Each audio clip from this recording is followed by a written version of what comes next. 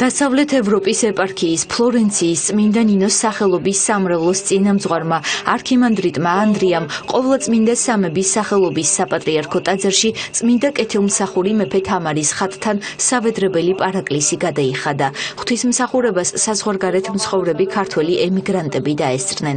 აღსანიშნავია, რომ ხატი ათონის მთაზე ბერების ხელით დაიწერა და ის სწორედ ემიგრაციაში მყოფი ქართველების მფარველად და შემწედ ითვლება.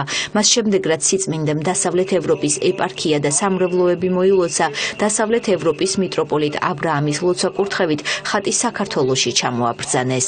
ეს ხატი შეიქმნა მისი მაღალყოვლადი სამრევლოების დასავლეთ ევროპის მიტროპოლიტ აბრაამის მიერ დაიწერა ათონის მთაზე და ეს ხატი შემდეგ ჩამობრძანდა დასავლეთ ევროპის ეპარქიების ყველა სამრევლოში, სადაც საშუალება ჰქონდათ იქ მცხოვრებ იმიგრანტებს მასთან ლოცვის, მასთან მეოხების და შემდეგ უკვე ჩამოაბრძანეს სამების საკათედრო ტაძარში.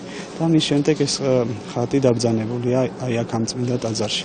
და როდესაც ჩვენ ჩამოვდივართ უცხოეთში მოღვაწე სასულიერო პირები, ყოველთვის აქ მრევლთან ერთად მოვდივართ და ავედრებთ ემიგრაციაში მცხოვრ ქართველებს წმინდა თამარ მეფეს და ეს ხატი ითვლება მათი როგორც მათი მფარველი და მათი შემწედა, მათი მეუხი და შევთხოვოთ წმინდა თამარ მეფეს, რომ მისი ლოცვით და მისი შემწეობით მალე დაბრუნდნენ ჩვენი საყვარელი დანი და ძმანი საქართველოში. 5 წელი ეგეთა ვარ ფლორენციაში. მამა ანდრიას მრევლი ვარ და რა თქმა უნდა ყოველთვის აქ მოვდივარ. ეს არის ჩვენი შემაკავშირებელი. და უფლის წყალობით დღეს მომეცა საშუალება, რომ მე დღეს აქ ვარ და ორ სიტყვას ვამბობ ჩემ ქვეყანაში, ჩემ საქართველოში.